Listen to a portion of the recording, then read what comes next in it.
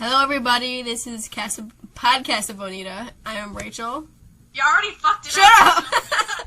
And this is Shirley, and we don't have anything. Well, we didn't think we'd have anything sarcastic to say because we're already tired of it. Yeah, but now Shirley's just gonna make fun of me. So. Yeah. All right. This is the Podcasa Bonita episode for season 5 of South Park, and it was such a blast watching these episodes. They're so good. Season 5 is season 4. I think was where South Park kind of became South Park for me. But yeah, it really picked up. Is, to me, every episode is good. Mm-hmm. Every single episode. That's not what everybody thinks, but I like every single episode. Me too. From this season. It's one of my favorite seasons of South Park of all time. So yeah, we're just gonna freaking get into it. Let's do it. All right, we'll start with episode 1. It hits the fan. Aired June 20th, 2001. When a crime drama TV on TV airs an episode using the curse word shit uncensored, the town popularizes the word, which causes people to die from the plague, and the boys, with assistance from Chef, attempt to break the chanting chatter of the word. I think that the plotline of this episode is super cool, actually. See, the whole background of this episode is Matt and Trey just wanted to say shit. They just wanted to say shit, just like maybe once, and Comedy Central just said, no, can't say shit, can't say it uncensored, we'll have to censor it. They're like, well, okay, we want to say shit. What if we said it like 200 fucking times? Just like 200 times, and then it will like completely destroy the purpose of the word. And they're like, okay, yeah. like the number of times you say a word just kind of like, makes it different. It does, actually. It does. Like, that's what happens in the episode. Like, everybody just starts dying. I know. The word of curse. Alright. I love the whole, storyline, I guess, where kind of making fun of people, how people, take their cues from TV. They're like, oh, well, they say shit on TV, so now it's okay to say, like, it's not like, whenever TV does something, people are like, oh, I can do that, too. It's like, they have no minds of their own. See, what I think is so funny is the moral of this episode ends up being you shouldn't say it a whole bunch because it's just wrong. You should like moderate yourself with how much you say it. But Matt and Trey just like that's so hypocritical. I think they just did that moral just because it would like conclude the story in a positive way. I don't think Matt and Trey agree with it at all. That's funny. Like, even in the commentary and everything, we're like, well, damn, I guess we shouldn't say shit. I guess we're just gonna go ahead and have to say fuck now, so. Oh, you know what joke I loved? The whole recurring thing with Cartman, like, really hates meat crop or whatever. Meat crop! I didn't say that. And, like, all the golden plates of all the curse words is like, here, I knew it, it's meat crop. So funny. Yeah. I really like this. I noticed, there's this one part at the beginning when they're talking about that crime drama that's gonna say shit, and they mentioned how, like, they're just doing it for ratings. Like, Terrance and Phillip had the first male-to-male kiss on TV, and I was like, oh my god. They are gay. They are so gay. They love each other. I should Terrance and Phillip. Oh my gosh, but, what I keep thinking about this, like, whenever I watch this episode, my eye is always drawn towards the counter. Yeah. And I'm just like, this episode must have really sucked to animate, because you would have to go back, because the script would change so much, you'd have to go back and fix the counter, and somebody would have to, like, go and count how many times somebody said shit, and I think it ended up being, like, 161... I think it was 63, or 64, I'm not sure. I don't know. I don't know. They said it a lot. Yeah. They said shit a lot. I love it when the one producer, like, I'm pretty sure just half of the shits came from him just going like, shit, shit, shit, yeah. shit. I lose it every time I watch that. But yeah, that this episode made history. It said shit like 162 times. My favorite joke in this episode, though, is Cartman just ripping on Kyle. Like, at least it's the first time he did that, where he's like, oh, you have sand in your vagina, Kyle? He's like, I do not have sand in my vagina. It's like, so you're admitting you have a vagina, Kyle. I know. But anyway, ready to move on? Yes. All right, here we go. I just turned into Linda Belcher for a second. All right. We have Cripple Fight. Aired June 27th, 2001. Big Gay Al is fired from being a scoutmaster due to his sexual orientation and homosexuality, as he is considered a pedophile. Meanwhile, the new student Jimmy, who is handicapped, becomes Timmy's enemy since Jimmy gets more attention than Timmy. I love this episode just because of Big Gay Al, who I fucking love. Me too. I miss Big Gay Al. I want more Big Gay Al. Me too. He's one of my favorite characters.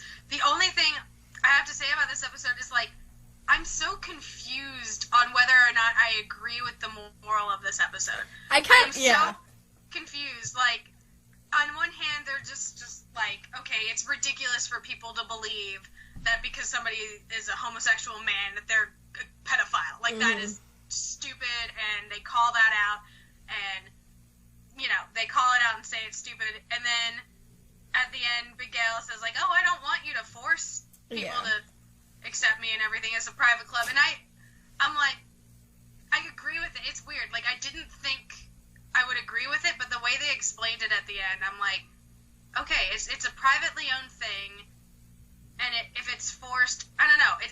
I don't know. Episode, like, I'm kind of on the other side. Like, I get that they were trying to look at all sides of the issue, but I'm kind of like, that's bullshit for him to say, oh, like, it's okay for you to be homophobes and I can't intrude on that. I'm like, no, fuck that. Let the gays into scouts. Like, exactly.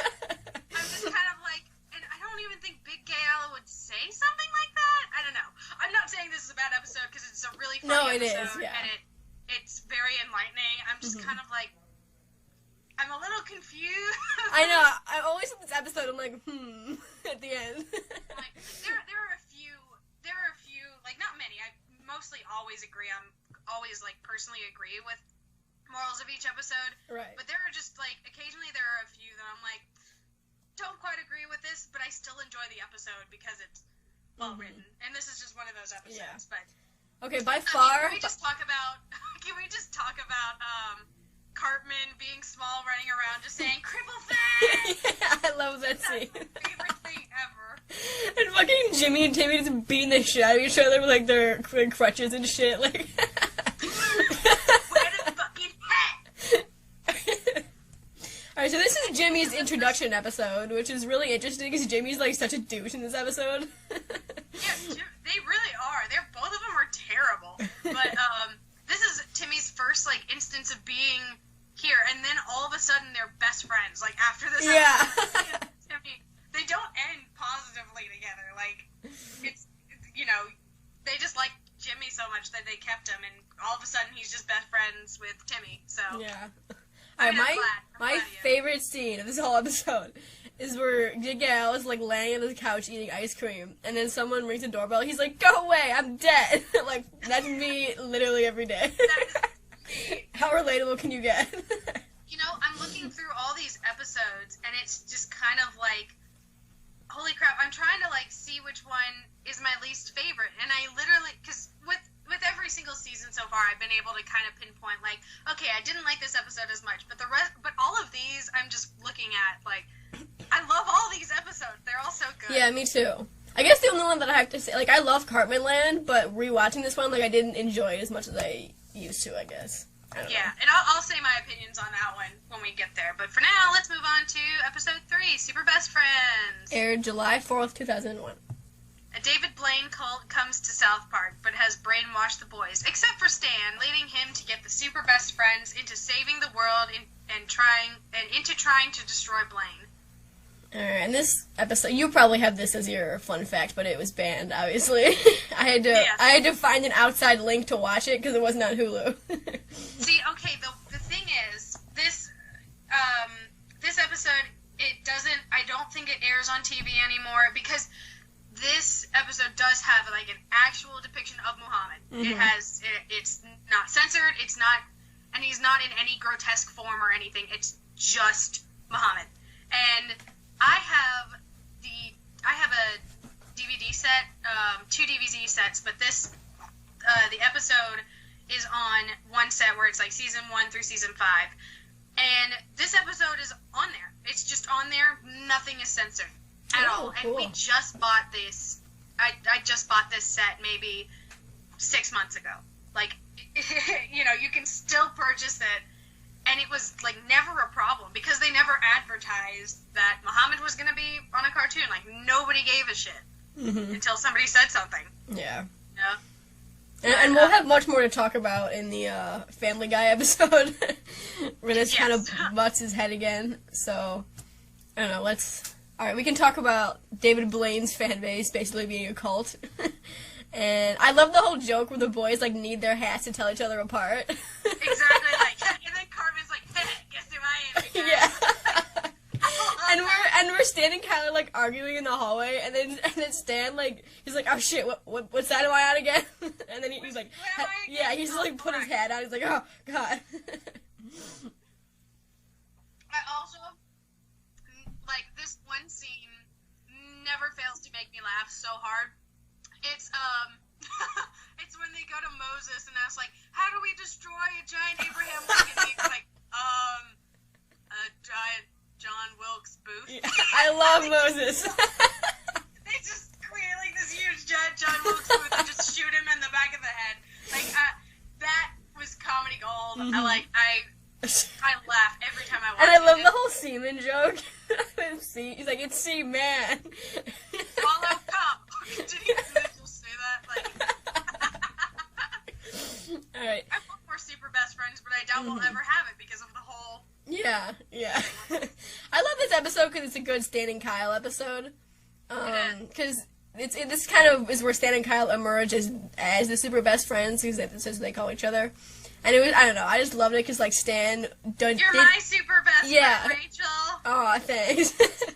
Because Stan did, like, everything in his power to help Kyle, even after Kyle kind of told him to fuck himself. And I'm like, Stan's so pure, I love him. I love both boys. They're my sons. But, this episode's really good. It's, like, it's got a good story. Yeah. It's super funny. I also I love the scene where they freeze over the little pool that they're trying to drown themselves in it, and Cartman, like, smacks his head. He's like, oh man, I was just about to do it. Yeah, because he's like, he, like, can't do it. He's like, okay, this time. Oh my god. But, just a super funny episode. Like, this is... Yes, I love this one. I feel like this one won an Emmy. I want to say it won an Emmy. I might be thinking of something. Actually, I think I'm thinking of Best Friends Forever. But I feel like this was either nominated for an Emmy or it got an Emmy. Okay, cool. I might be wrong. So, you may have to fact check me and whatever. Okay. But let's move on to my favorite episode. And mine too. Scott Tenorman Must Die. Aired July 11th, 2001. When Cartman is conned by Scott Tenorman, who convinced Cartman that buying pubic hair will make him reach puberty, he bursts out his anger into getting revenge on Scott as soon as possible. This is such a classic episode because... This is everyone's Okay, I think this is kind of dramatic, but it's true. Like, South Park is never the same after this episode.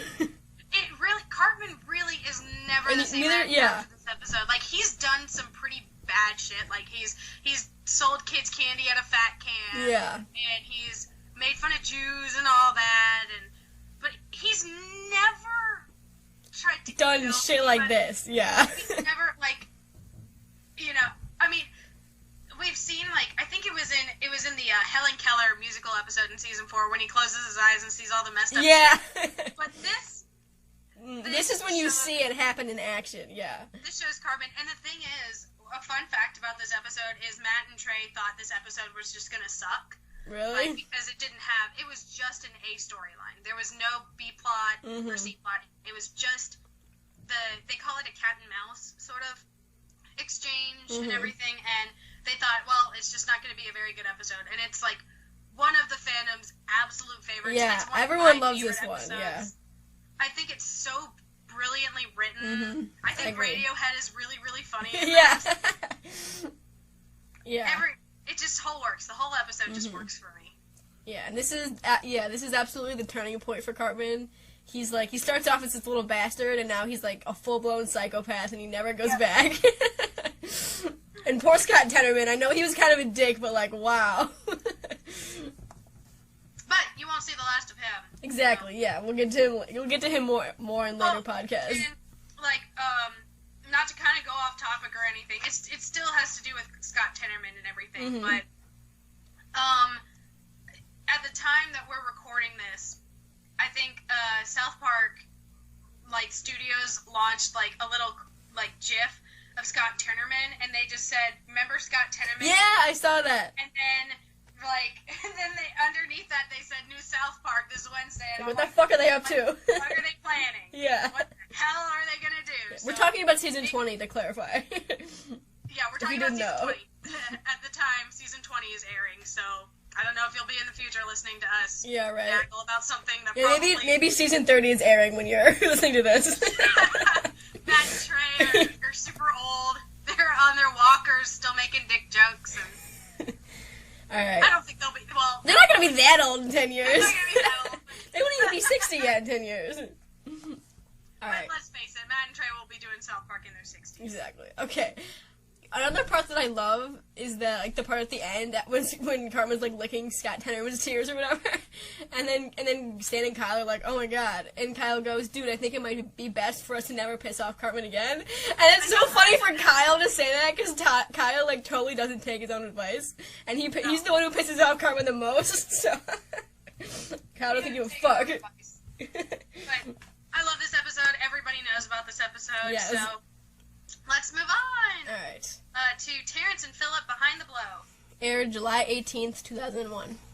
The boys try to reunite Terrance and Phillip, who are feuding, so they can perform at an Earth Day assembly. Can I just say that I love the Behind the Blow special on Terrance and Phillip? I love it. It's so funny. Their backstory. Oh my gosh, I don't really have a fun fact for this episode that I can think of. I mean, I kind of do.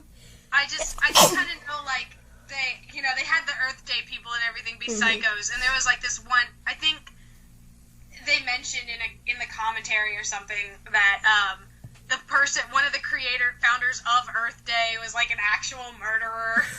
So they just put that in the show, like, yeah. So this is actually, like, one of the earlier, like, kind of openly liberal bashing episodes and all that.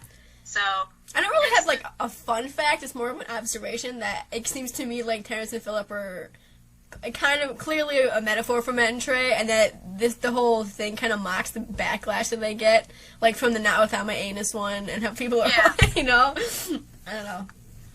That was my sort of fun fact. Me too. They're so funny. I love fat Terrance. My favorite joke in the whole thing is when they sneak into the girl's pants, one of the groupies' pants, and they just jump out. He's like, "Oh my god, well that was fast. Well, what should we name him? I think Jerry." And they're like, "Oh, we're not your kids. We're your fans." He goes, "Oh, thank God. The last thing I need is more kids." Right. Yeah. He's like, "Oh, we have quadruplets." Like that makes me laugh so hard. I love anything with Terrance and Phillip. Me too. I think they're so funny. I love seeing Phillip doing like Shakespeare in the Park or whatever, and the boys are watching it like, "Oh my god." See, that scene is super long, but it was actually going to be a lot longer. Yeah, I don't have anything else to say about this one. I mean, I like it, but I don't have a lot to say. That's all you're going to hear this commentary is like, "I like this episode, it's funny, okay, Yeah. next one." Yeah, that's gonna be us this episode. Alright, so next up is Cartmanland, which we mentioned earlier. Yes, aired July 25th, 2001. Kyle develops a hemorrhoid and begins to lose his faith in God when Cartman inherits $1 million, which he uses to buy his own amusement park. This is like a really good Kyle episode. I know it's technically a Cartman episode, but like I think it's a good Kyle one too. It is, like, a lot of people don't like this one because it is kind of Kyle suffering. Mm-hmm. But the thing about it is, like, he ends up, like, so happy. Yeah. When Cartman loses everything. Like, he had it, and then he lost it. I like this one because it's so funny to me that Kyle's dramatic ass was so pissed off that he, like, almost died. He literally almost died. He renounces Jewish faith, which he is so strong in. I know. Because he gets a hemorrhoid. He's such a baby. I love him. I know. I love him. And this is like like I said before, it's a good Kyle episode, because I love that, like, his morals are so compromised as he wonders why good things happen to bad people. Like, Kyle needs to live in a world where everything is fair and just, because that's how he thinks that things need to be. Mm-hmm. And, I don't know, it's just a good, like, Kyle character development episode. Kyle is the kind of kid who just, like, always questions things. Yeah. He's like, he questions his own existence in the Tooth Fairy Yeah. episode. He's always questioning things. Like, I love that about him. And, like, I love that he doesn't just try and accept things as they are. He always wants to know why shit happens. And Kyle, like, has to have things be fair for everybody. He thinks justice needs to happen. Even when, like, bad shit happens to Cartman that's unjust, he doesn't go, like, well, he deserved it. Like, he always goes to bat for Cartman, even though he hates him, you know? Exactly. Like, and that's where I see a lot of Matt. Like, I'm like, Kyle kind of is Matt. I feel like Matt is just kind of like... I fucking love Kyle. I love him. I love Kyle. I could rant about my son so much. A lot of people... I found out, actually don't like this episode strictly because it's kind of like a torture porn for Kyle and everything, but... I disagree. I think it's not really. Human Sentai Pad is kind of torture porn for Kyle, if you want to go that route. Like, this is... I think it's a good episode. I think it's so funny, the you can't come! Yeah, the fucking commercial. Have fun at an amusement park, like... That's so Cartman. Like, only he would have fun at amusement park by himself. Yeah. Owning everything and taunting people for it, and it's... Yeah. And seeing him being so arrogant about it only made it better when he brought about his own misfortune at the end. I love seeing Cartman get his comeuppance at the end of this one. Oh. I think this is just... I think it's super funny. It's not my favorite of the season, but it's seriously, like... It's good. I like this one. So. Oh, one last thing I have to say is I love the part where Cartman gets sued by Kenny's family because he dies in one of the rides, and Cartman goes, "What, Kenny? He dies all the time." So I'm like, oh shit, Cartman was proven he's the only one who knows about Kenny's deaths. And that probably wasn't on purpose, but I hope they bring that back. Overlook that thing and then bring it back to, like, Mysterion and everything, but, like, no, Cartman knows about it. I'm like, literally, Matt and Trey don't give a shit. I know, but, like, I know they don't, but, like, I want someone to remind them, because that would be so cool if that, like, came into play later, especially because, like, the Coon and Mysterion are arch enemies, so, I don't know. Oh, yeah. That would be cool. That would be awesome if they... Like, they weren't correct. I'm like, shut the fuck up. I know, like, I know they didn't do that on purpose, but, like, just noticing it, I'm like, that would be really sweet if they did that. If they had Cartman being this mastermind who, like, he's the only one who knows about Kenny. So, you know what else is super sweet? What? The next episode. Oh, yeah, I really like this one. Proper condom use. Aired August 1st, 2001. The school is forced to teach sex education to the students at a younger age after the boys are found milking dogs, leading to a gender war of incompetent teaching methods. I have a lot to say about this episode because I live in Georgia, which is a shitty-ass southern state. Everybody's racist here. Yeah. And everybody's around, at least in my area. Not in all of Georgia, but at least in the area I live in. And when I was in fourth grade was when they taught sex education. Oh, well, they taught puberty and then they taught sex education, like, further in middle school. But it kind of doesn't really have much to do with this episode and everything. But they talk about the scare tactics, like scaring kids into...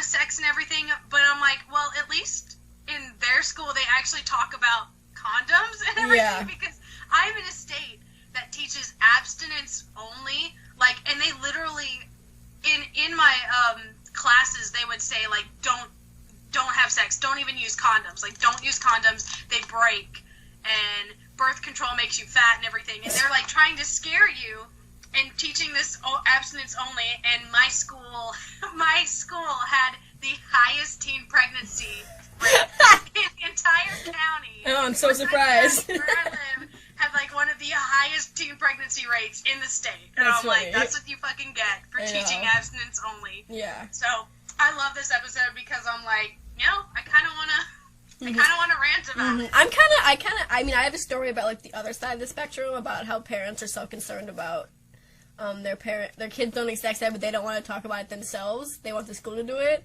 I remember when I was like, I don't remember how old I was, like 14 or 15 or something, maybe even older. But I came to my mom, like, and I already learned about sex ed at school, and I'm like, hey mom, you know, I noticed you never gave me the sex talk, like, at all. And she's like, okay, don't do it. And I'm like, really, mom? That's the sex talk I get from you. I was like, wow. My mom's a nurse, so at age 8, like, I knew every single little pretty detail. I knew about all the types of sex. Like, I knew everything, because my mom just, she thinks about it medically. Like, yeah. But my mom's, really, like, totally the one who just expected my school to take care of it and just didn't want to talk about it to me. So I was like, okay. So, this is a good episode because I love seeing the kids, like, acting like kids, and they have, like, totally, like, I love all the dramatic repercussions of them misunderstanding sex and everything, and how bad Mr. Mackey and Miss Chosendik are at teaching. Oh my gosh. And, like, I love when the boys start wearing the condoms and everything. It's like, oh, it gives you a little reservoir to pee in. Yeah. And, like, and Carmen throws his. pee, like, at the wall. That to me is and Miss Chosendik is like, Carmen, why? I love that part.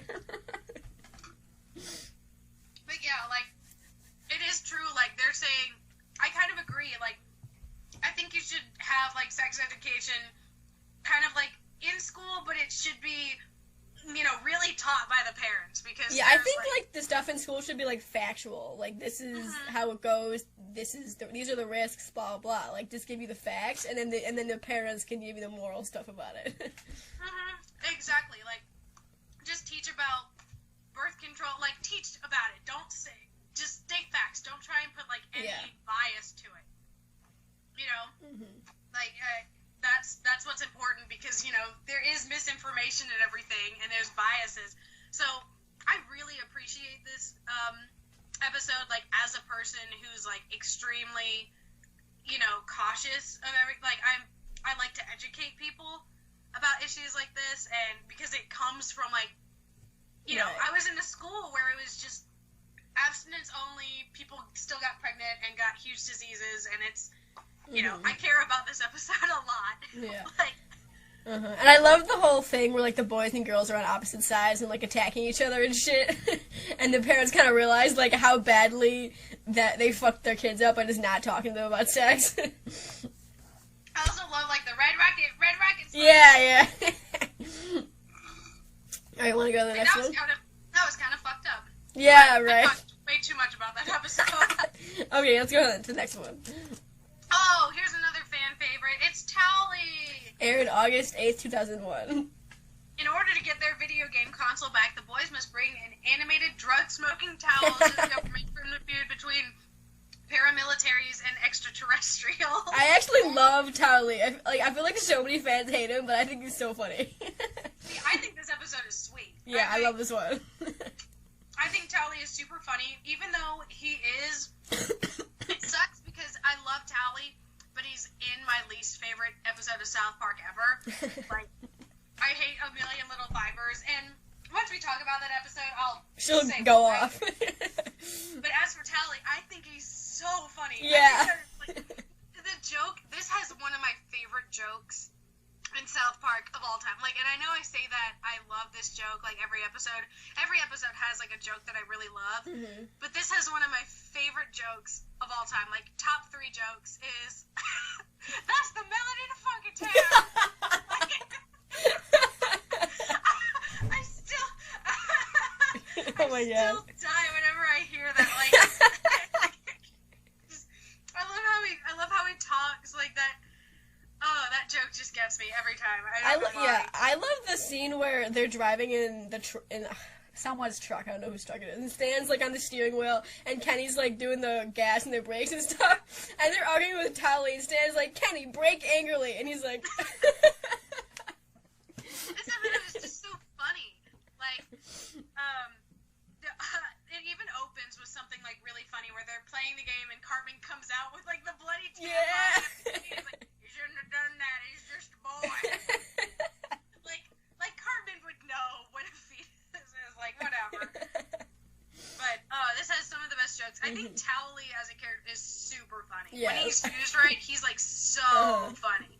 But a lot of people hate him. A lot of people hate him, but I love the whole storyline where the boys are like so consumed with their video game that they don't care about anything else going on. Even like this total dramatic taking over the world shit. That storyline was like the funniest thing. I just think it's so funny whenever Towelie's like, "You want to get high?" Yeah. I do a pretty good Towelie impression. That's for you guys. Yeah. But I mean, I feel like Towelie's kind of like Terrance and Phillip. You either love him or you hate him. Yeah. Like there aren't many people who are like, Towelie's just okay. Like I feel like people either love him or they're just like, he's the dumbest character ever. And like, yeah, that's the whole point. Dude. I love the part where Cartman's like, "Oh, you're the worst character ever, Towelie," like that. I was like, yeah. I love Towelie, but that always makes me laugh. And I love the commercial they had where like the Towelie merchandise they advertise. Yes. I bought one of the Towelie. Me too. Like the towels. I love how season 5 has so many like classic like iconic episodes. There's like Towelie's super iconic.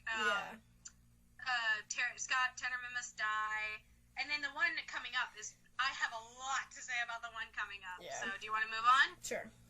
All right. Here is Osama bin Laden has farty pants. Aired November 7th, 2011. Or 2001. Not 2011. 2001. Yeah, not 2011. The boys go to Afghanistan to return a goat given as a gift, where Stan and Kyle fight with Afghan kids over America's reputation, and Cartman becomes the Bugs Bunny to Osama bin Laden's Elmer Fudd during the aftermath of the attacks and the Afghanistan-American War. So, okay. Yeah, you just take this away. About this episode, and I feel like nowadays, if somebody had watched this out of context, they'd probably be like, "Wow, this is really freaking offensive. This is terrible." And I mean, don't get me wrong, it has some like, it's a pretty offensive episode, but this obviously aired after the 9/11 attacks. Yes. South Park was on their mid-season break during the 9/11 attacks. So this was the first episode to come out right after the attacks. It was not even a month after it had happened, and I don't remember. I don't remember which reviewer said this, but I was watching a review of their favorite episodes, and this was like number one because it's like their reasoning behind it was that this was an episode that kind of America needed. And this is a time where America kind of needed South Park, yeah. For its satire. They needed it because, they were afraid. It was scary, They were terrified of anthrax and everything shitty happening all at once. And this, it kind of, it sympathized with Afghans stuck in the middle and everything. And it kind of embodied the fears that Americans had, but also it was patriotic, but at the same time it wasn't let's get these sand monkeys and being really I agree. And this episode it did a really good job of pointing out America's flaws without being anti-America, which is it's kind of tough to do, but I think they did a good job. They kind of said America has its problems. And they acknowledge the flaws, but at the same time they're also you know what, we're proud, we're gonna be proud, and nothing is perfect. We want to stand together as a country. And this episode, the reasoning behind this episode makes me think a lot about season 20 because I feel at least for me, I feel I'm at a time where I need South Park because I'm finally eligible to vote, and I'm in the worst election ever in American history. Anybody at this time, this year just sucked, and I feel season 20 is a lot like this in that aspect where I'm I kind of need South Park to satirize something that's already satire. I need they're not trying to, they don't really have to satirize anything. It's just kind of sucks. I just need somebody to kind of make me laugh and say, forget hey, about shit sucks, and forget and I'm shit. going to entertain it. I'm going to give you something good. So I appreciate this episode a lot. Yeah, me too. It makes me think of season 20. Anyway, that was my huge ass paragraph. paragraph. Alright, no, it's good. You did a good job. I love the whole Looney Tunes gag where Cartman's like mocking Bin Laden. That whole thing was so funny to me. Cartman did a good job. That's so as Bugs funny. Bunny. And I think it managed to be like, it only made fun of Osama bin Laden. Like, I feel like it, and like terrorists, it did a really good job of trying. It didn't, to me. I mean, somebody else could argue that it did seem extremely racist, and it had some of its like extremely racy parts. Yeah. But you know, I feel like they did a good job keeping a balance where it's just like, oh, we fucking hate every Muslim and all that. You know, it's it did a good job. I feel like this episode is really, really strong. It's a strong episode. I agree. Okay, just one last thing. My favorite joke of the whole episode is when Towelie shows up, and he's like, oh, I'm not supposed to be here, because there's a Towelie ban. And everyone's like, oh! Are you serious? I forget about that joke every single time I watch this episode, and I'm like, are you fucking kidding me? Are you kidding me? And everybody else was like, oh, Yeah. the Stevie Nicks joke. Oh, yeah. She looks great. Yeah, she looks great. Poor Stevie Nicks. Okay, after ranting about that, not really ranting, after my huge fucking essay about that episode, I think we should move on. Yes, let's go on. How to Eat with Your Butt. Aired November 14th, 2001.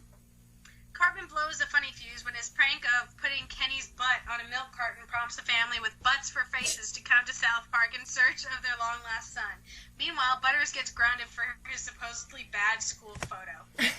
There's a lot of firsts in this episode. This is the first time Butters gets grounded. The first time we see the boy's hair. Yeah, the first time Cartman takes credit for someone else's joke. And the first time Cartman feels remorse, which might be the only time, but I'm not sure. The only time. I don't think he's ever felt remorseful unless it's something that This is probably the only one. I don't even know if it's remorse. Like, they kind of left it ambiguous. Like, they kind of let, like, Kyle totally said, but maybe Cartman just does have a funny fuse that just blew out, you know? Mm-hmm. Like, it's still, they didn't, like, answer it completely, so it's kind of funny. Like, yeah. I love the part with the chocolate gun. I do not like the peanut butter. I love that part where he like looks like he's going to shoot himself, and then he's like, he eats it. I love that scene. I also, this is the season of Butters' terrible parents. Yeah. Butters has the shittiest parents ever, and I feel so sorry for him, and it makes me so sad. Yeah, we'll talk about that a little bit later. Yep, but, I also kind of love the, I love it whenever, like, the people with the butt faces, like, cry and everything. Yeah. And they're like, stop! Like, please, for the love of God, stop. Like, I die laughing. It is so funny. Yeah. I love I don't remember who says it. I think it's near the end, but someone's like, hey, maybe things are finally going to get more sophisticated around here. And then it cuts to a shot of, like, all the butt people, like, all over each other. Like, yeah, right. That's not gonna happen. Like, I feel like South Park is never going to be. It's never gonna be like a BoJack Horseman or anything. Yeah, it's just not that show. It's just not that show, and it's so funny. Like, it can have those moments, but at the end of the day, they're gonna make dick jokes. They're gonna make fart jokes. Yeah. It's not gonna be. They'll have their serious moments, but it's not gonna be a serious show, dramatic show. Like that. Well, it kind of is this season, though. Not gonna lie. Season 20. This season, but okay. At one moment, you have people talking about this shitty election, and then the next moment, you have Sheila pissing all over Gerald. Okay, so, true. But that's season 20. I love how we keep talking about season 20. I know. We should probably stop doing that. This is the season 20 podcast. It's fine. We promise. Okay, so ready to move on? Yes. Oh, this is such a good one. Love this episode. The Entity. Aired November 21st, 2001. Kyle's cousin, a stereotypical Nebushi, I don't know what that fucking word is, Jewish boy, also named Kyle, comes to stay with him for weeks. Meanwhile, Mr. Garrison's anger towards airline services after September 11th attacks prompts him to create a new version for transportation. God, I love this episode. Me too. I fucking love Kyle, yeah. I'm back. This is his first, appearance. He's shown up 2 or 3 times. He's shown up in season 9 for the losing where he comes to play baseball. Oh, and then yeah. He shows up again for the Christmas episode where they go to Iraq. I can't remember quite which. I think it might be Red Sleigh Down, which is season 6. I think that's it. But and he's also supposedly supposed to appear in the new game, which I'm so excited. I love Kyle's cousin Kyle. Me too. I love him so much. So funny. He's so funny. I love this. I love it so much. I love the whole thing where Kyle hates his cousin because he's such a Jewish stereotype and he's like so embarrassing or whatever. And then at the end, it turns out that his cousin hates all of them because they're such stereotypical like redneck hicks and stuff. And it's so funny because like it would have been so easy for him to say, no, fuck you guys have been mean to me and I'm leaving, and he'd be right, but he wasn't right. Like he's kind of a bigot too. Just like both Kyles are like assholes to each other and hate each other for really no reason. And they're like, what the fuck? Yeah. Really? Like they're kind of being pointed out for being assholes. Yeah. Like Craig does in season 12. Like I kind of love it when the boys are challenged. Like, oh, maybe we aren't right. Maybe we are just assholes. But I also love my mom. This is the first time my mom has ever seen any kind of lick of South Park at all. Her first exposure to it was just Mr. Garrison having the little thing blow up his ass. She's like, Shirley, oh my God. So yeah. I love seeing Mr. Garrison. My mom kind of has a negative connotation. Yeah. I love seeing Mr. Garrison make this it thing and like explaining what it does and shit. And it kind of reminded me of that romance novel that he made. I'm like, Mr. Garrison cannot make anything that isn't gay. Like he just can't do it. No, he can't. Even Mr. Hat is just so gay, and he kind of made Mr. Hat. So yeah, exactly. Like just everything about this episode, it's probably my second favorite. Of Yeah, the season. me too. I agree. I mean, Scott Tenorman Must Die is classic, but this one is so close to second favorite. I think Kyle, the Jew, is super funny. Yes. I just think the whole episode is just super funny. It's got an A and a B storyline and everything. It's just kind of like a classic episode. It's a good episode, yeah. And with that, we'll move on to Here Comes the Neighborhood. Aired November 28th, 2001. Tired of being teased for being rich due to Cartman's exploit of racism, Token attracts wealthier black families to South Park. This episode. I love this episode. I love the ending of this episode. Oh, yeah. Like, just to show you, if you ever think that Mr. Garrison is a good person at some point, you're just wrong. I love how, like, racism kind of doesn't exist until, like, Mr. Garrett, like, racism, like, people don't think about race first. It's just a total allegory and everything. Yeah, I mean, I think Token's isolation for being rich is, like, clearly an allegory for racism, but that's, like, technically not what they're talking about. And until the very end where Mr. Garrison's like... Well, at least we got rid of all the... Yeah. I've heard some people were extremely mad about that. I'm like, that's fucking hilarious. Yeah, right. I think, like, this episode, like, especially proves it. I think Mr. Garrison is second only to Cartman for being, like, the worst character of the show. Yeah. Like, Mr. Garrison sucks so bad. Mr. Garrison has, like, never really been good at all. Yeah, like, he's always... trying to think of an instance where he was, like, a protagonist, and he's never been, like, a protagonist. He's just a piece of shit, and we're supposed to treat him as such. Okay, there's something I want to point out. Someone on Tumblr made a post about this episode that I really love, and it was kind of talking about how, like, the repercussions of South Park being on for so long. Like, they talked about how in this episode, Token gets ripped on for having a DVD and all that's, like, so rich of him. And now, like, in the recent seasons, all the boys have, like, iPads and iPhones and shit. Oh my gosh, that is so... I was thinking about that when I was watching this episode. I was like, damn! It's so... Yeah, it's interesting to think about. This is old. Like, just thinking about, like, the 9/11 thing. Like, how this aired, this season was going on during, like, the 9/11 attacks and everything. Like, right. That was over 10 years ago. Yeah. Like, not just 10 years ago. That was, like, 12 freaking years ago. 12, 13... How many years? God. It's just been forever. You know? this show's been going on forever, and I think it's just so funny how the show's progressed, but they're all still 4th graders. Right, I know. But, I don't know why, but, I love it when, they have Snoop Dogg and everything, and Yeah. it's like, all of a sudden he gets on the phone with Will Smith, and he puts on, like, this white voice and everything. Yeah. He's like, how you doing, Snoo? Like, that makes me laugh. I love when Token goes to live with the lions. I think the lions are so really cheesy and really funny. Oh my god, and can we talk about Token singing in this episode? Like, Yeah! Oh my, I forgot about that. no boy ever felt so alone. I'm like, oh my god, Adrian sucks. I think it's hilarious as Token. That just makes me laugh. And then later on, like seasons later, he's supposed to be some fantastic singer. Yeah. Maybe he took classes or something. He's rich enough, he could take classes. Exactly. Yeah, just a really funny episode. Yeah. I've said that about literally every single fucking episode. I'm so sorry. For anybody listening, it just sounds like a broken record. So yeah, Alright, let's go on. let's go on to Kenny Dies. Aired December 5th, 2001.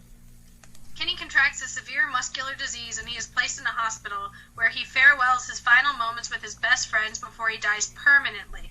Meanwhile, Cartman is selling cancerous fetus... it literally says cancerous fetuses from a crashed truck. So yeah, there's actually a question. We got a question from one of Rachel's fans. Well, no, it's not a fan. It's my friend Maya, who, like, doesn't even watch the South Park, but she gave me some questions because she knew I wanted, like, to answer questions of the show. So, yeah, one of the questions is about Stan and Kyle, so I'm going to wait for Rachel to read that. Oh, okay, hold on. The question was, what are the differences between Stan and Kyle? I can't tell them apart.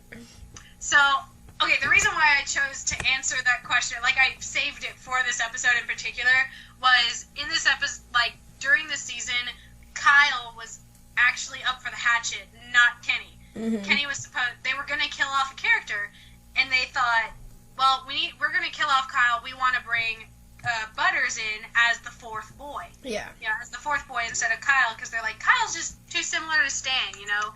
And they haven't said, like, exactly why they didn't, they didn't kill off Kyle, they chose to do Kenny because he was just kind of a prop, and they were tired of killing him.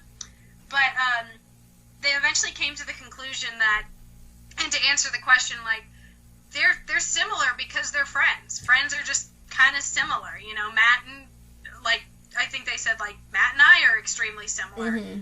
You know, that's why you're friends. You kind of don't have polar opposites, and they have enough differences in them now. Yeah. Like, especially in later seasons, they're very different. Yeah, I agree. I think that, like, in the early seasons, they are kind of the same kid, but later on, they're similar, but they are very different people, I think. They're clearly different characters at this point, which I love about them. See, like, in later seasons, Stan is kind of, he likes to get into things, like, he does the whole PETA thing and doesn't eat meat, and he does the whole stand his ground, and Butters points out in Going Native that he's egotistical, you know, like, he's an egotist, and it's kind of true, and then he points out that Kyle always has to stick his nose into everybody's business. He's nosy, and he feels like he knows the answer to everything. Mm-hmm. So, they start off being extremely similar, but then they kind of branch out and have these pretty big differences. But to answer the question, like, they're similar because that's just kind of how friends are. Yeah, like, and I guess I'm gonna gush about Stan and Kyle a little bit because they are my two favorite characters of the whole series. I love Stan and Kyle, and I guess my favorite thing about Kyle is, like, how confident he is. I've always loved that about him. He's, like, such a go-getter, and whatever he wants, he just goes to get it, and he fights for people, and he just doesn't. He's not, like, never afraid. He's gonna do what's the right thing no matter what. And like I said earlier, how even, like, he always wants things to be just and fair, because that's how things have to be in his head. Oh, everything has to be okay. Even when Cartman's the one who's been wronged, he has to fight for Cartman because it's not fair what happened to him, even though Cartman's, like, the worst. Meanwhile, Stan, on the other hand, Stan can be kind of like, oh, well, it's Cartman, who cares, who gives a shit, but Kyle's like, no, that's not fair. And then, on the other hand, my favorite thing about Stan is that he's not like that. He's very, I don't know, he questions things a lot, and I love that about him. Like, I don't know how to keep going, but I love that Stan isn't sure of himself, and he gets kind of knocked down a lot, and he can mellow in it, like in Raisins when he was depressed or whatever. I love that about Stan. He's very relatable in that way. Yeah, Stan and Kyle are both relatable in the sense, like, Kyle kind of has that confidence where he's like, he's gonna go and make sure things are as right and as fair. He's gonna do his all to make sure he's such his mother's son. He's so like Sheila in that way. Exactly, and then Stan kind of represents that thing where you're not exactly confident in yourself, but you want to question things, and he's a little more naive and, apprehensive about things, and, they do sound similar when you compare them this way, but they both kind of represent like vulnerability, and they're just really good characters that kind of everybody can relate to. Yeah, and I think they bounce off each other. Not much to do with this episode. I think they bounce off each other really well. I love Stan and Kyle episodes. But yeah, we should go on to the actual episode though. Okay, this is Kenny Dies was like the first episode played completely straight. It was the boys actually caring that Kenny's gonna die, and like not a lot of jokes in it and stuff, which is different, but it's a good episode. See, and Matt and fun fact about this episode, besides like everything else that we just talked about, was that they didn't know exactly how to approach it. They didn't know, are we going to make it totally serious and no jokes at all? Like everybody's really bummed, would that bum people out, or are we going to like make it like a normal episode? And I think they found like the perfect balance, because I feel like if they made it just totally somber, because they were like, well, if we did it totally sad, would that kind of retrospectively be like funny? Like, would that kind of make it funny if it was just totally sad because it's so unlike South Park, or if we made it funny so it's like super ridiculous? Yeah. But I feel like they found the perfect ground where it's different for South Park, because it is so. It's like, it's sad. Like, the kids are actually, like, really, really, really sad about Kenny dying. And it's taken seriously. But at the same time, you have these jokes balanced out, especially at the end with the whole Shakey's Pizza thing. The best joke, the joke I loved the whole episode was when Cartman starts singing fucking Heat of the Moment with all those people in the car room. That scene is, like, so absurdly funny to me, especially because I know Cartman's full of shit. Like, I know, like, rewatching it, I'm like, you motherfucker, I know it. See, I kind of don't have the luxury of this being new. I feel like for somebody new, this episode, like the first time you watch it, it's really, really great. If you haven't been spoiled, sorry if we spoil anything, but I'm assuming everybody who watches this kind of just knows the gist. Yeah. But, like, I feel like the first time you watch it, because I can't really recall what I felt the first time I watched it. Yeah, me either. I was like 12. But it's like, it's pretty cool to think about, like, you're totally thinking this is so serious, and then at the end it's like, nope, fuck you. It's like, fucking Cartman. Still an asshole. Cartman doesn't give a shit. That's kind of, now that I think about it, it's kind of like Stan and Cartman's storylines are kind of two sides of the same coin. How you're talking about how Matt and Trey didn't know if they wanted to make it completely sad or completely funny. Like, Cartman's storyline ends up being really classic South Park, really funny, but Stan's is actually really sad, and it's like this meaningful story about grief, so they kind of did both with those two characters. Stan is always stuck with the sad stories. Like, he's got the freaking poor Stan, I know. And you're getting old, and now that, well, first this, and then later that. Like, Stan's just their sad, depressed, poor baby. Like, that's another thing about Stan. Like, he has depression, and that's very relatable to a lot of people, including me. Yeah, Stan I is the love one. Stan. Like, Kyle feels sad too, but Stan usually. Stan, like, no, he literally has depression. Like. Yeah. He freaking drinks later into. Yeah. Okay, but we'll talk. I'm gonna talk a lot about that in that one. I feel like Kyle gets fixed like really quickly, and he kind of. Yeah, I think his thing is like a moral dilemma, and when he's always like has to go fix it.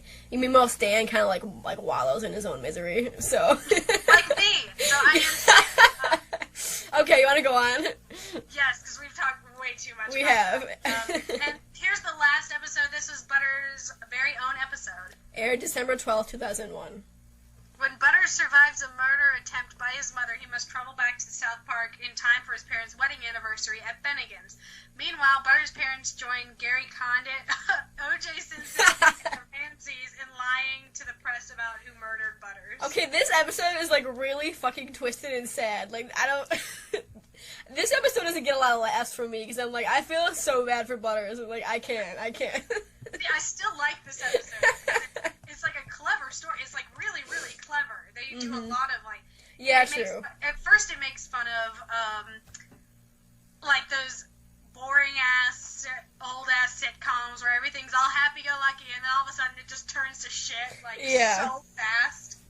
Things go bad just so fast in this episode, but like I still love Butters' like never failing optimism. Yes. About this, he is like. I know the boys like often represent like children. They act like children, but Butters is until like season 20. Like he is always the consistently child. He's like the actual child. He's always like that one foundation where it's like that's what a kid would kind of really act like, you know. Butters is so cute. He's just so optimistic, and I love that about Butters. Yeah, I love Butters. I feel like the show kind of needs a character like Butters because it can get so dark, and then you just have that one character that's just so goofy and happy all the time. It's kind of funny to me, not really that funny, but the fact that like it's so obvious that they're replacing Kenny with Butters because like Kenny died last episode, his body isn't even cold yet, and you're already doing a Butters episode. Put him in the ground. Yeah. We're already bringing Butters up. Kenny's pretty much dead at this point now, but I think this is. I think that I don't think it would have ever worked. I didn't really watch this. I was still really young when this aired, so obviously I didn't follow the storyline when it was airing. But looking back, I'm like, I don't think Butters as the main four would have ever like totally worked. Yeah, I agree. Totally worked when they still had the main four doing everything.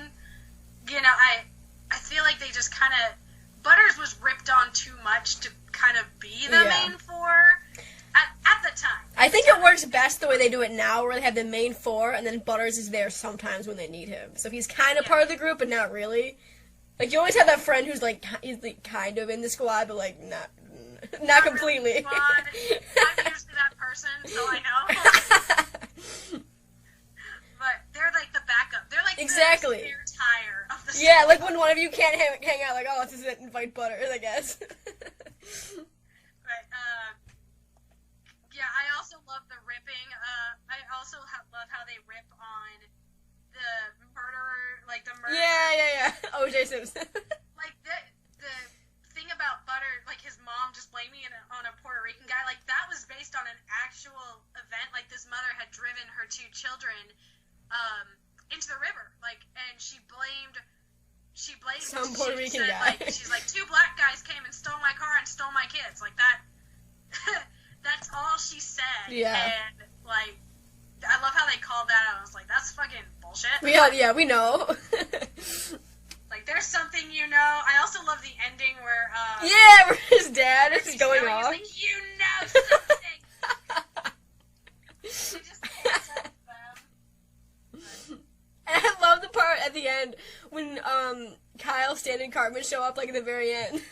And then Butters' his parents reveal all that, and Cartman's like, oh! It's just... Fucking this Cartman. episode is so dark, but at least it's, like, really good laughs. Yeah. And it's so weird thinking about, like, whatever his name... Gosh, I don't know why I can't think of Butters' dad's names. In this episode it's Chris, but later on it's Steven, so I don't know. Yeah. I don't know why they keep changing. I mean, Butters' mom was like Carol. Every mom was Carol, the beginning of the season. Like, she's Carol, and all of a sudden, like, everybody was Carol. Sharon was Carol at one point. Everybody's been Carol, and everybody's been Richard at one point. Like, everybody, they just kind of lose names. Right. That has nothing to do with this episode. Who's gonna break it to man Trey that not every woman is named Carol? Not every woman is named Carol, and not every guy is named Richard. Like... Okay, do you want to go on to the questions? Because we do have a few more questions. Yes, we have 2 more. Okay, yeah. My friend Maya had a few other questions. Because she doesn't watch the show, so she had some basic questions about it. I'm trying to get her to watch it. The first one, the first one was the Stan and Kyle one. But the second one is, does anybody actually like Cartman? And I asked her, do you mean, like, in the show or, like, as the fans? And she said both. So... In the show, No, basically. Cartman's mom doesn't even like Yeah, Cartman. right. Like, She loves it because she you're not has to. supposed Yeah. You're not supposed to like Cartman. That's Yeah, the thing. exactly. He's supposed to be the guy that you root against. He's the antagonist, but he's funny, so you kind of excuse him You being want around. him to be there so you Yeah. can make fun of him. But Honestly, yeah. Like, Cartman is that one... I know how we said Butters in the squad is, like, the guy who's not really there. Cartman is, like, the asshole in the squad that no one actually likes, but he's been there since the beginning, so they can't kick him out. Exactly. Exactly. That's a perfect description. Like, and you kind of need Cartman in this, because South Park is, like, a satirical show. Right. You need somebody to kind of represent the worst parts of the world. Mm-hmm. You know, you need him as the antagonist because it's a character that embodies everything that's wrong. And when you see him get punished, it's like, Yeah. yeah, that's right. It's like, Mm-hmm. As far as the fans go, I would say most fans like Cartman. They know that he's a bad guy, and you're not supposed to, like, love him as a person, but they like him because he's funny. And I like Cartman, too. He's a funny character. oh, yeah. I love Cartman. I Mhm. love Cartman, like, as a character.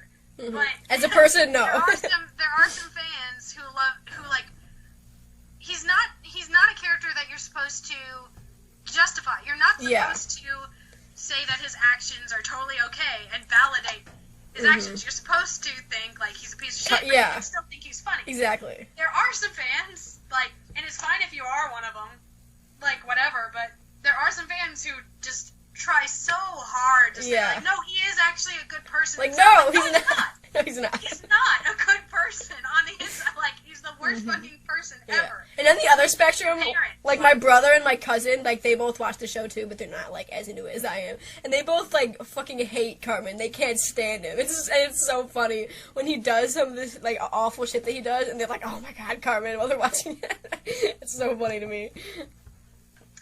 Yeah, Alright, I absolutely... Cartman's important for the show. He's a complex character, and yeah. you can like him as a character, but you're not supposed to justify Not as a his person, character. yeah. You gotta know he's a shitty person, that but he's a good character, yeah. Okay. He's a good character, Yeah. not a good person. Exactly. Okay. And the last question is, who the fuck is Wendy? Because my friend Maya didn't know. So My Wendy boyfriend is Stan's girlfriend, and Wendy but is she's also so much the more best than that. female character ever. Yeah, she's the best. I love Wendy. I love Wendy. I feel like she gets such a bad rep. They're like, well, she doesn't do anything. All she does is complain. I'm like, she is precious. She is basically. I love how some people will hate Wendy, but love Kyle. Yes, I was gonna bring that up. Same character, just Yeah, different. Kyle and Wendy are scarily similar. They're very, I don't know. They're opinionated. They're Yes, extremely yeah, exactly. People always call Wendy a bitch, but no one ever says Kyle is too opinionated, which I'm like, that's kind of interesting, because Kyle and Wendy are very, very similar people. I know this has nothing to do with season 5, but it has everything to do with the question, like, I think it's the hoarding episode in season 15, Right. where she's just like, I'm worried about like, just she and Kyle, Wendy and Kyle are talking in the hall, and there are 2 other students, like, they should just screw and get it over with. I know. I'm like always about that part. I'm like, what? Like, that comes out of nowhere. It's not mentioned ever again. So I'm pretty sure Matt and Trey are like, wow, Wendy should actually be with Kyle or something. Which I don't give a shit. I'm kind of like, whatever. I don't know. Okay, not to get into shipping, but I think like Kyle and Wendy might butt heads a little bit too much. But I think it kind of says something about Stan that like Kyle and Wendy are probably the most 2 important people in his life, and it's like that's really kind of cool that he like has these 2 people who are so similar that he loves being like he loves that kind of person. So I'm like, oh okay, that's cool to think about what Stan values and what he what he loves about people. See, I think Wendy gets like a lot of hate because Wendy's she's not used very much, but when she is, she's kind of used. See, Kyle can be used for other things, not just standing up on his soapbox and everything. Yeah. Wendy, when she's usually just kind of used to stand on her soapbox, and usually it's talk more about women's rights and everything, which I love. I love Wendy for that reason. Yeah. I feel like maybe fans find her like too preachy. I can see that. Like she's just used for that reason. I think she's adorable. Yeah, I love her. Her character so much. And I love when she goes up against Cartman too, when she beat the crap out of him that one time.